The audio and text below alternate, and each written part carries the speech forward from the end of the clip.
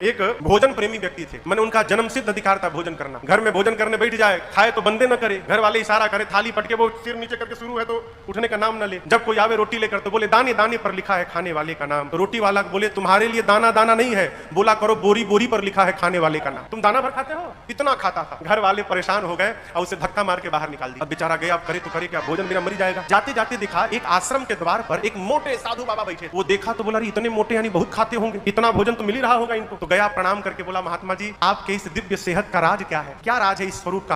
बोले भीतर ना खूब चकाचक मिलता है, कोई गिनने वाला भी नहीं है, कितना खा लो। तो बोला स्वामी जी भीतर एंट्री कैसे होगी मेरी, मैं भी भीतर जाना चाहता हूँ। तो बोले उसके लिए तुमको चेला बनना पड़ेगा। अब बोला काम कुछ काम नहीं है, गुरु जी ऐसा माला देंगे, माला पकड़ के दिन भर राम राम जपना है। अब बेरा पर जाओ, थाली लेकर जितना पाना है उतना पाओ। बोला बस बस ऐसा ही जगह मैं ढूंढ रहा था, हमको तुरंत चेला बनवाइए, भोजन का टाइम हो गया है। उसको लेकर गए महात्मा जी। गुरु जी बैठे थे, बोले आओ आओ, कान में मंत्र दिए, माला झोला पकड़ाए। बोला माला बाद में जपूंगा गुरु जी, पहले भोजन का टाइम हो गया, भोजन पालू, जाओ पालू। अब लगा भोजन करने, यहाँ ना कोई रोटी गिनने वाला, ना कोई देखने वाला, ना कोई टोकने वाला, खूब आनंद से भोजन करे पड़ा रहे। लेकिन खुशी अधिक दिनों तक नहीं गई माई बाप। एक दिन सवेरे जलपान के समय गया तो जाकर देखा कि भंडारे में कुछ बना ही नहीं है। तो पूछा भाई आज टाइम हो गया जलपान का। बोला आज एकादशी है, कुछ बनेगा नहीं आज। क्या बोल रहे हैं? सत्य में कल मिलेगा। गया गुरु जी के पास, कहा गुरु जी कह रहे हैं एकादशी है। हाँ बेटा आज एकादशी है, भोजन गुरु जी कल द्वादशी को। बोला गुरु जी एकादशी रह जाऊंगा तो द्वादशी देखने लायक बचूंगा नहीं, मैं भोजन के लिए साधु बना हूं गुरु जी, भोजन नहीं मिलेगा मैं मर जाऊंगा गुरु जी, मुझे भोजन करना है। गुरु जी बोले देखो ये तो मानेगा नहीं, मना कर दूंगा तो चोरी छिपे खा लेगा। बोले अच्छा एक काम करो, यहाँ तो बनेगा नहीं, तुम राशन ले लो और राशन लेके जाओ, नदी के किनारे बना के खा लेना तुम,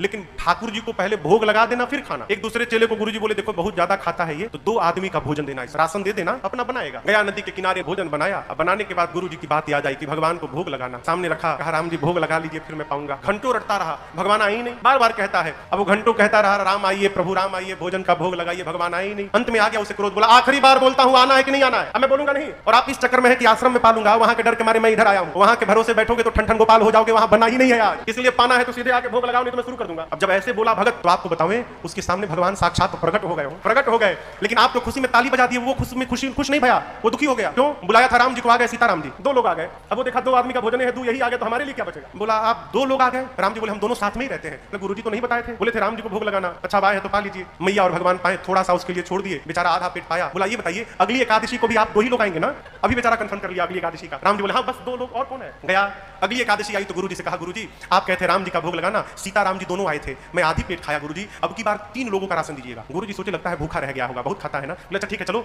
इसको 3 लोगों का राशन दिया जाए। गया बनाया, बनाकर फिर बुलाने लगा। जैसे बोला प्रभु सामने आइए मेरे राम आइए, मैया साथ लाइए। प्रकट हो गए कौन? राम जी, सीता जी और लक्ष्मण जी। अब की बार लक्ष्मण जी भी चले आए। अब लक्ष्मण जी को देखते आग बबूला हो गया, बोला ये कौन है? लक्ष्मण जी बोले प्रभु कहां लेके चले आए, इतनी आदर से बोल रहा है मुझे मेरे बारे में।